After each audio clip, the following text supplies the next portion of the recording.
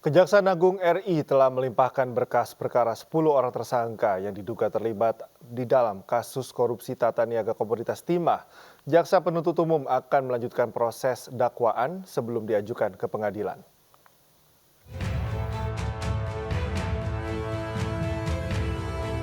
Penanganan dugaan kasus korupsi di wilayah izin usaha pertambangan IUP PT Timah Tbk periode 2015-2022 masih terus bergulir.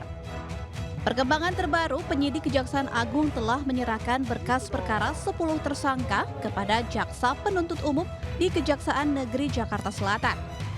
Selain penyerahan berkas, Kejagung juga menyerahkan sejumlah barang bukti seperti dokumen, uang tunai, logam mulia, sertifikat tanah, serta beberapa unit mobil mewah. Pelimpahan oleh penyidik kepada JPU tersebut sebagai proses penyusunan dakwaan sebelum para tersangka diajukan ke persidangan.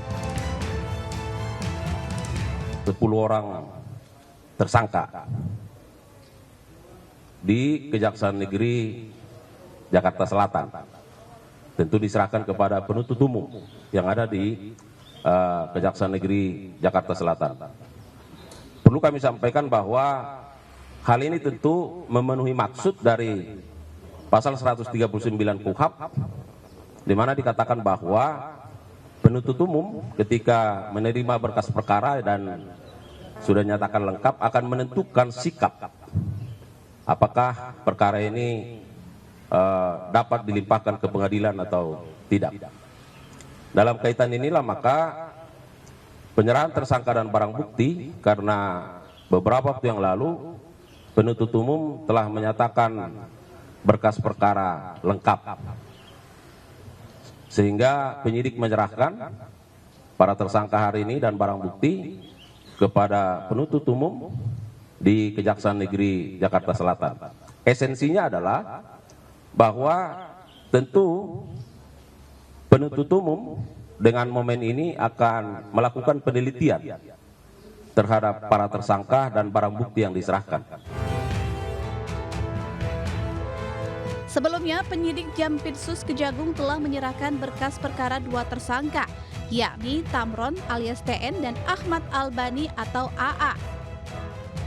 Sementara itu, kuasa hukum dari 4 tersangka soroti penerapan Permen KLHK dalam kasus terkait.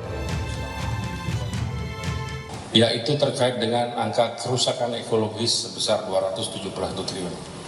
Nah, kami sangat keberatan dengan digunakannya Peraturan Menteri Lingkungan Hidup Nomor 7 Tahun 2014 sebagai dasar di dalam menentukan kerugian real negara.